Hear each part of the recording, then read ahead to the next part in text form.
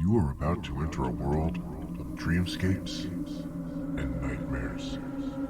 A world where the surreal is real, and you will encounter things humanity was never meant to know.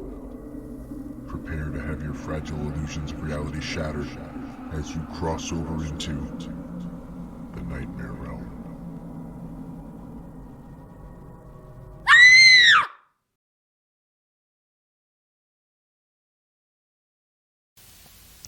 The Gypsy Box by Rob Ferrari. A cool autumn breeze swept across the quiet countryside as a band of gypsies set up camp on the outskirts of a small farm. The gypsies had been entertaining the residents of the nearby village of Slavnia and sought only a night's refuge before continuing on to a new destination in the morning. The farm belonged to Darian Barkovsky, a bitter and cynical man, whom little did they know held great contempt towards trespassers and gypsies. It was late in the evening when the glow emanating from the gypsy campfire caught Barkovsky's attention. He was an overweight, middle-aged man whose capacity for simple human kindness had receded along with his hairline. Anger coursed through him at the thought of someone trying to avoid paying for a room at the inn by camping without his consent on his land. His rage was further fueled by the prospect of the trespassers making use of his crops for their meals. He retrieved his rifle from its resting place over his mantle and set out towards the campsite. Barkovsky approached the encampment with anger welling up from the core of his soul, but when he saw that the trespassers were gypsies, his anger twisted into utter hatred. "Get off my land, you filthy devil lovers!" Barkovsky screamed as he waved his rifle in the air. A single gypsy emerged from one of the makeshift tents that had been erected to shelter the troop for the night.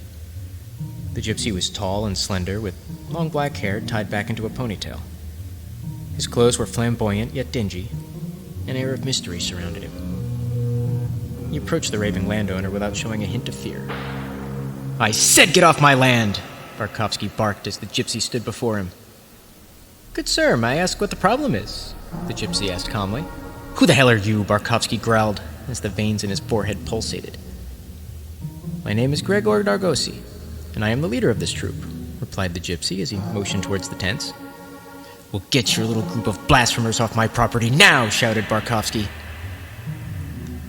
"We are causing neither you or your land any ill. What harm is there in allowing us to stay the night?" Dargosi inquired. Barkovsky's eyes narrowed as he scowled at Dargosi. "Your presence alone befouls my land, and if you don't leave now, I start shooting," Barkovsky threatened as he pointed his rifle in the general direction of the camp. Realizing that hatred and bigotry, the likes of which the landowner possessed, cannot be reasoned with, Dargosi raises his hands in a gesture of concession. "As you wish. We'll leave," Dargosi states as he slowly backs away from Barkovsky, keeping his hands raised. The other gypsies had been peering out from their tents, observing the exchange between Barkovsky and Dargosi. Dargosi motioned for them to come out and begin gathering up their belongings and supplies. They would have to find rest elsewhere. Within minutes, the gypsies' wagon was loaded and they were ready to depart. Barkovsky stood watch all the while to ensure his crops remained untouched. The gypsies boarded their wagon as Dargosi took the reins. "I have something for you," Dargosi said. He reached under his cloak and pulled out from under it a small silver box, which he then tossed to Barkovsky. Barkovsky caught the box and began to examine it, his curiosity piqued. As the wagon started to pull away, he greedily wondered what the box could contain. "The box contains what you deserve for your gracious hospitality towards us," snickered Dargosi, as the wagon faded from view, enveloped by the darkness of the night. Barkovsky's thoughts suddenly darkened, as he realized that he had shown the gypsies no hospitality at all. He had, in fact, been quite inhospitable. A wave of panic overtook him as he hurled the box to the ground, convinced that it held his doom. In a blind panic, Barkovsky began to run wildly in any direction, not caring where he was going as long as it was away from that insidious silver box. After running in a fearful frenzy for what seemed like an eternity, Barkovsky stopped to catch his breath.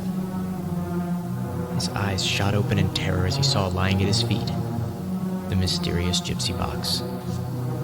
Deciding to face his fate with at least some shred of dignity, Barkovsky slowly reached down and hesitantly picked up the box.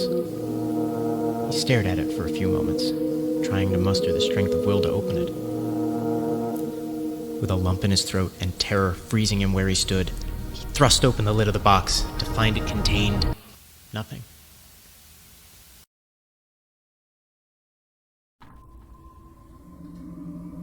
I hope you've enjoyed your journey into the Nightmare Realm. Congratulations.